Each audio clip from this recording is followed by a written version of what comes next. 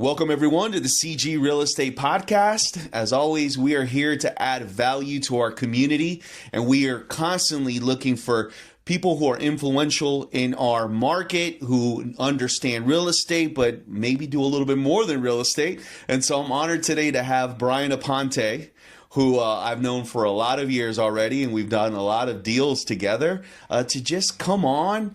Talk to us a little bit about what he's seeing out there. I know, Bryon, you've shifted a little bit in some of the single family stuff. You're in a lot of big development deals. So, man, welcome to the podcast. What's up? How you doing today? Good, man. Yeah, I'm excited to have you on. I know it's been a long time coming, so thank you for taking some time out. I know you're really busy out there making deals happen. So for you to take some time out for us was very appreciated. So, Bryon, before we get started, because I want to hear about some of these big development deals that you've got going on, and even some of the baseball card stuff that you do. Cause, definitely, that's the fun part. Man, it sounds really fun, and I've always been intrigued by that. But why don't you let everybody know how you got started in real estate and what your journey has been like? Definitely. So I started in the real estate like in the late 90s, early 2000s. And I was, speaking of the cards, I was actually in the sports memorabilia business. So I would travel from show to show in different states, different cities. Mm-hmm. And at the time that I got in the business, you can buy a house in Ybor City for like $20,000 and rent it for $500 a month. Right there, yeah. You know what I mean? So, if I'd have a good show, I'd buy a house or two. And then as the time went on, I'd have 6 or 7. And then I met a few real estate agents and people in the business. And then, I go to the coffee shops in West Tampa, Ybor City, meet all the old timers that have been doing this their whole lives. Yeah. Then I started selling a couple, buying more. And then after a while, like after 2003, I realized, you know what? It's beneficial for me to just stick with the real estate, because the cards, I could just go to a card show or buy and sell anytime I want. Mm-hmm. So the big licks for me came probably like in 05, when the market started jumping, when they had the 80-20 loans and people were just buying for investments or purposes. Yeah. So I remember buying a house in Ybor City on 12th Street for $14,000. And an investor came to me, he's like, would you want to sell it for 90? And I didn't realize how much it went up. So I sold him the house, and then I sold him 5 houses. And before you know it, I'm like, wow, this is really big. Yeah. And that's how I really got in the business. That's awesome, man. Yeah, I know when I first met you, I think it was around 2011, we were just bouncing back from that devastation in 08, right? Mm-hmm. Did that 2008 affect you? Definitely, of course. I think everybody took a bath. It's hard when you buy a house for $200,000 and you put $75,000 down and it's worth $50,000. And then it just goes away. Yeah. So, you had to fight the storm, right? Yeah. But the good news, it came back at 10 because the banks were liquidating. Mm-hmm. So you could buy the houses for pennies on the dollar, rent them out, rehab them, Section 8 them, and then just keep selling them and buying and selling. And before you know it, you're back on top again. Yeah, but it's kind of weathering through that storm. I know that when those times came and everybody was just panicking and selling off their assets or short selling all of their properties. Definitely. I know a lot of folks and people that I've talked to that actually went through that because, in this real estate business is very cyclical. A lot of people come and go. There's a few of us that have been in it for a long time. We understand what that was and what we kind of went through. And whether we see a time like that again or don't, I think that made us a lot more cautious.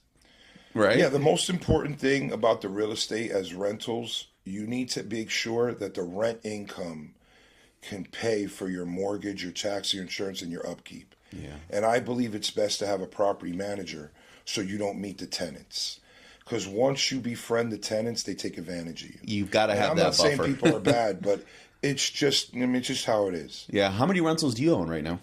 Not many left. I'd say between 15 and 20. Yeah, because you liquidated quite a bit, Yeah, I right? sold a bunch of stuff, but I got more to the new construction and buying land and getting it ready for the next level. What I mean by that is you buy a parcel of land in a certain part of the city, and then you look at what the future holds for that asset. Yeah. So if it's a CMU 35, which is commercial multi-use 35 per acre, that's what I looked for. So if you could buy an acre of land, potentially you could get 35 units there. And then you have to look at the zip code at the Section 8 rents. Because usually when you build for low income, you want to be in a zip code that pays the highest for that area. So like in 33602, a 5-bedroom pays $5,400. But in Wow. 33603 or '05, which is a block away, pays half of that. It's understanding that, Right. right? So you need to know, what you're getting yourself into. And when you started making that transition, like what really led you from, hey, I'm going to be flipping single family, wholesaling quite a bit of real estate? Because I remember that was a big part of what you did because you're just really good at finding these deals. Did you apply that also to going Yeah, out and definitely. seeking the land? Of course, when I you do that shifted? with every aspect of my life because, I've owned jewelry stores, pawn shops, used car dealerships, bail bonds, furniture stores. So the name of the game is you make your money when you purchase it and you realize when you sell it. But in real estate, you realize it as you do 1031 exchange where you sell your asset and then you buy something for similar value so you could withhold paying taxes for future dates. Yeah. And then at the same time, you want to borrow against your assets so you could get your cash back. But I mostly made a lot of money with the land. Like I bought a trailer park on Nebraska Avenue during COVID in July of 2020 for $1 million, and then I sold it for $3 million. And the guy that I sold it to now he's selling it for $6 million. Wow. But we've done that on multiple occasions. Yeah. And we built houses in areas that are the cost per square foot is higher. Because if you build a house in South Tampa where it's bringing $500 a foot, or if you're building a house in Ruskin that's bringing $150 a foot, Doesn't make sense. it doesn't make sense because the only thing that changes are the upgrades. You know what I mean? So it's better to pay more for the lot so you could capitalize more money faster. So would you apply that to now? Obviously, we're seeing some rising costs in construction. Yeah, right? well, In materials, potentially there could be some rise in material costs and construction costs on the on the new side of it. When you're developing, how do you think that's going to affect that development business? Right now, I would pause on the higher end. Like today, we're doing a closing on a property they have on the Hillsborough River. We built a 2,800 square foot house, and we bought the land. Beautiful property, by the way. Yeah, it's Great job 1.7 on that acres. one. Yeah, That was we're awesome. selling that one today for 2.7, and we're probably in for about 2. Because with the cost of the dirt and blah, Right, blah, blah. right. So, but if it would have been when I first purchased the property in 2022, the rates were 3%. Now you're looking at 7. So I'm pretty sure as a math guy, as a numbers guy, you understand the difference between 3 and 7%. You're more than doubling your payment. Big difference. So I've noticed in this market, what makes the most sense is building affordable housing. And if you could build affordable housing, you could get some tax incentives.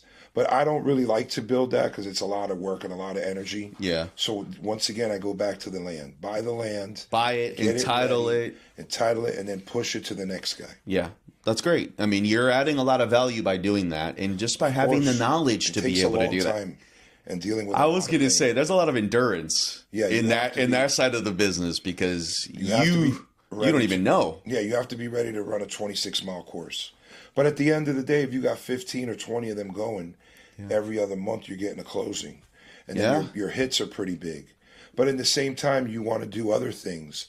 Like you want to try to buy a quadplex because that is considered a single family. It's a... So as you're recycling, I like what you said. Yeah, Anything under 4 doors is residential. Yes. So I'm pretty sure you know better than me with the rents. You could capitalize on the rents because once you take a loan, the 2 or 3 rentals will pay for you to live. Yeah.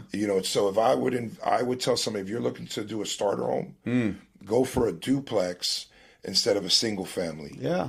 Great way to subsidize income or even find a property that has an ADU. Exactly. ADUs can produce. We just built one at Seminole Heights that we're under contract, and it has an ADU in the back. I think a lot of people are looking towards those properties that have ADUs because it does help to supplement. I mean, you can have somebody in a 2-bedroom, 2-1 apartment above your garage paying $2,000 a month. If your mortgage is $5,000, look what you just did. You just cut your payment almost in half, right? So your family member, right? There's and we were just talking about this with some other people in the community about the shortage of affordable housing, even for the elderly. Yeah, so it's funny That's you say a that big because thing I have a coming. property in Plant City that we're going to build 38 units for that cause. For assisted living? For not assisted, but for older people who excuse me, sorry about that, who are in decent shape, but they just need to be somewhere. Okay. All right. So yeah, that kind of it's not full assisted living. It's like that partial in Yes. between, right? So we bought the parcel, and then we're getting 38 doors. We're doing a PD, and then we'll sell it to a developer so he could just come in and finish it up for us. Give us an idea of what that vision looks like from inception. You go and you see this piece of land. How do you get to the point where you're like, hey, this is the best use for this property? So basically, what you want to do is you have to know the areas, and you have to know what the future land use is going to be, or what it currently is. So, like in the city of Tampa, the zonings are like RS50, which is 50 foot per standard lot. Then they have RS75, like in South Tampa, because they don't want to destroy the neighborhood. You have to have a 75-foot frontage. But at the same time, when you go to areas that are like opportunity zones where they're looking for growth, they're leaner. They're not as strict on the zoning. Okay. So they'll do like a RDC 12, which is 12 per acre, or they'll do like a CMU 35, which is 35 per acre. And so once you know that zoning, and then you understand the land footprint, and then you have to be very careful for trees, because trees could destroy the property. Yeah. Because obviously there's certain trees that you cannot take down.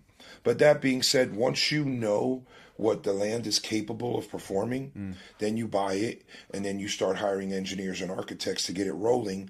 And once you're at a certain level, you start putting it on the market. Get yourself a good broker, real estate broker, who can sell it, or have connections in house that that are already buying, and start selling. Hey, this is what I have, this is what I want, and this is where I'm going with it.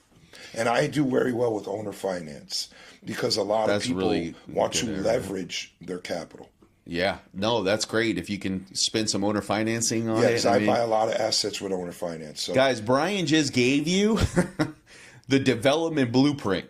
yeah, this In is a nutshell, skeleton. right there. Yes. I mean, thank you so much for sharing that insight, because I think there's a lot of people in our market right now that could be flippers, that might be buying rental properties, that have always envisioned themselves jumping over to that development side, or any wholesalers out there that come across land. They might not understand what they've got. Right. Reach out.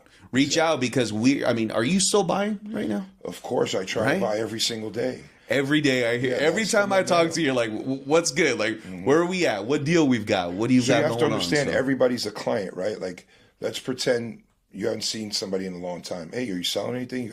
Oh, I'm not in the real estate business. Yeah, but you're in the living somewhere business. I like that. You know what I'm saying? So, your mother, your father, your brother, your sister, your cousin, your aunt, anybody anybody I ever meet, I ask them, hey, listen, do you sell anything? Do you have anything for sale? I'll pay a fee, an assignment fee. Or if you know a real estate agent, I'll pay them. Yeah. And then, and then leverage. Leverage is very important. So like a real estate broker, a friend of mine, she had a property for sale. And she's like, Bryon, I just can't do anything with it. I said, look, it's overpriced. I said, what you need to do is drop the price and offer some owner finance. Okay. Within 5 minutes, she had 4 offers. Wow. But you have to catch the individual at a certain point. Like if they own the property free and clear, it's easy to do a deal with them. Yeah. And there's a way to do that, right? To do your research and come into that situation and come into that potential offer prepared. Of course. You always have to be able to come in with the trigger loaded. Yes. I time and time again, I see people that are bringing us deals, or they haven't even done their due diligence. Right. They don't even know if it's a good deal. Yes, they're pushing it out there.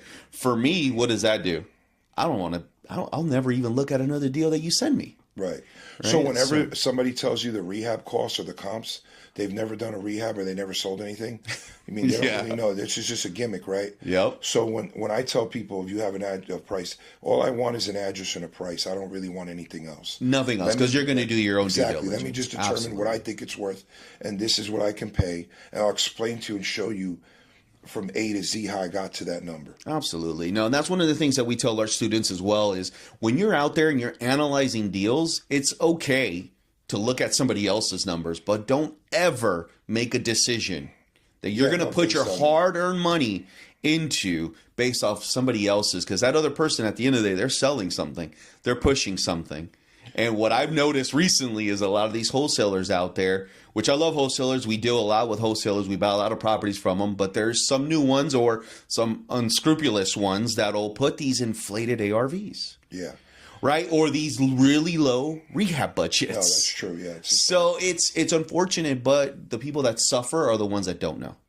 Yeah, the sad reality is if you don't really know what you're doing, I say you hire a real estate agent or a real estate broker or a professional who's You've done this got to business. You know, go walk along with have somewhere. somebody walk shadow you, or you shadow them. This way, you could see what's really happening. Nice. So, Brian, what do you think the next 9 months to a year looks like in our Tampa Bay market? Like, what do you see happening, in your opinion? Yeah, well, Tampa's a pretty good market. You know, everybody has, since Tom Brady's been here, you see the growth. Oh, yeah. And, you know, Florida is the third largest populated state in the country, and we don't have any state income tax. So and you have warm weather. People want to be here. I know we had a horrific storm last Yeah. October, but that hasn't stopped the growth and the potential. I think once the interest rates start level off, people will start buying more assets. A lot of people are on pause because they don't really know what's happening Kinda with the waiting. tariffs and stuff like that. But what I do see a trend in right now is people buying a lot of rental assets because the rental assets keep escalating in value because the cost of construction's higher, the land's higher, the labor's higher. So they realize if I want to get in, I got to get in now. And you got to buy something Yeah, that's so we've existing. been selling Oh, a got lot it. of our rental assets.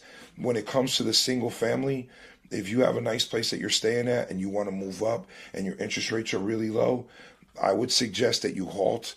But if your interest rates are like mid fives to six, even though you might pay a little bit higher on interest, it's a buyer's market now, so you can capitalize on that venue. Really take advantage Take of. advantage of that situation because once it turns and it becomes a seller's market, you're not going to see any deals. Man, that's. I just sold 2 brand new houses for in the $350,000 range, the cheapest houses in Tampa, and I still paid 4% buyer's premium for the buyer to walk in because they see the writing on the wall. Yeah. But at the same time, that's a good sign for the person who's buying the asset. Yeah. This way, he has some equity in his life, and then he could move forward. Yeah, and you're adding value. You're giving somebody a course. good asset that still has some equity Yeah, in it. lot of room. Where are you going to get a 3-2 brand new for $350? And you go to closing with no money in. Yeah, not even an existing residence, Exactly. right? And you're paying So very that's- low on the payment. That's great, man. That's really good information. So now that you've kind of given us some really good insight on the market, you know, kind of what you do and the development side of it. But I know you've got this hobby that I've always asked you about, and I'm always Yeah, interested definitely. in. Talk to us a little bit about this, the playing cards, man, Yeah. and So how you do that. I business. I've been doing sports memorabilia and sports graded baseball cards probably since I was 10 years old. And what's happening now is the cards have 10 times in value since 2010. So let me give you an example. 2008, I was buying Mickey Mantle rookie cards, not the 52 tops card because that's not his actual rookie. It's just a high number card. But I buy and sell those as well. But let's say a 1952 tops Mickey Mantle card, right? Okay. So a PSA 10 is worth like $30 million. And a 10, that's the highest Yeah, grade. that's the it's card. It's gem mint. There's only 3 of those. The sad reality is the one that just sold. I used to own it. A friend of mine, and we were at a card show in 1996 in San Francisco, California, at the Cow Palace. Some guy comes to the table. He has a beautiful, and at the same time, PSA wasn't as strict with the grading as they are now. PSA is the grading company. Okay. The name of the company is Collectors Universe. Okay, it was a publicly traded company, but the owner of the New York Mets, Steve Cohen, purchased the company and turned it private. Okay, so to make a long story short, we bought the card for 45,000, got it graded in a 10, and we sold it for 75. We thought we were doing tremendous. Now the card's worth $30 million. But and then listen, even during COVID, when people had nothing to do, the cards were jumping in value. I was selling Jordan rookies, PSA 9s for 75,000 that are now down to 25, but the 10s were 800,000. Now they're down to like 200, 150. This is why I don't deal with new stuff. Even though that's 1986 and it's nearly 40 years old, the cards that you want to invest in are vintage pre-war and 1950s Hall of Famers. So, like, I have a card that's worth $5 million. It's a T3 Ty Cobb. I was going to ask you about that one because you were telling me about it. One of one. Next time I'll show it to you, I'll bring it. Yeah. But the cards have gone up and they continue to climb daily. The vintage cards that have a population, and I'll tell you what that means, of under 20 to 40, right? Okay. So let's pretend you buy, pretty sure you heard of this, 1989 Upper Deck Ken Griffey Jr. Yeah. It's like one of the most famous cards. There's millions upon millions of those. There's a lot of them, right? Yeah. So even though Ken Griffey Jr. was one of the greatest ball players ever to live, and when 1989 Upper Deck came out, it was like a new phenomena because it was like a photo stock card instead of the original like cardboard, like a cardboard look that was like condensed paper. Okay. So that card has been very, very popular, and it goes up and down like a yo-yo because there's a lot of product manipulation on the card game. But when you're buying old vintage cards, you're competing with hedge funds because the hedge funds are putting the money in this, right? The owner of the Arizona Diamondbacks has the largest collection in the world. What are these hedge funds not into, right? Right. No, of course, they're into everything. But what I'm saying is when you're dealing with the cards, you want to make sure you're doing the Ty Cobb, the Mickey Mantle, the Babe Ruth, the Walter Johnson, the Lou Gehrig, Willie Mays, Hank Aaron, Roberto Clemente. This is actually Roberto Clemente's number right here. They should retire his uniform number shortly. He died in a plane crash in 1972, December 31st, bringing food and packages to an earthquake or storm in Honduras. He's the only person ever to go to Hall of Fame the next day. But the point is, when you want to deal with old vintage cards that are high grade, and then you'll see the money just keep moving and moving and moving. All right. So is that what you're actively looking for as well? So I bid on multiple auctions every single day. Okay. And I'm always looking to upgrade my cards. So I sell on eBay anywhere from $100,000 to $200,000 a month. And I'm just liquidating to put, like, I'll sell 50 cards to buy one. And the cards I have are already decent. Like, I deal in the price range of like $1,000 to $50,000 per unit. But, the real high-end stuff, I'm not really touching it. It's because I can't really play in that field. Got it. I like to play where I can. Yeah, no, that's great. That's great. So if anybody out there has any of these type of cards, call us immediately. Reach out right away. www.cgrealestateacademy.com. That's where you can send messages to us. You can reach out through the podcast. Bryon, thank you so much for sharing a lot of this valuable information, for our audience.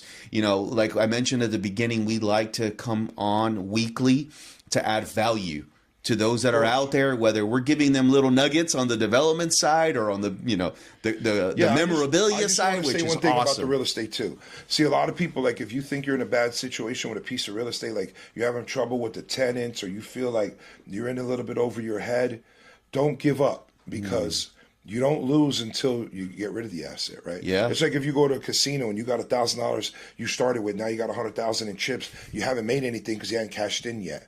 Or if you started with $1,000, you got $200. You haven't lost anything because you haven't cashed in yet. But the real estate will continue to climb because the dollar's continuing to drop. I like that.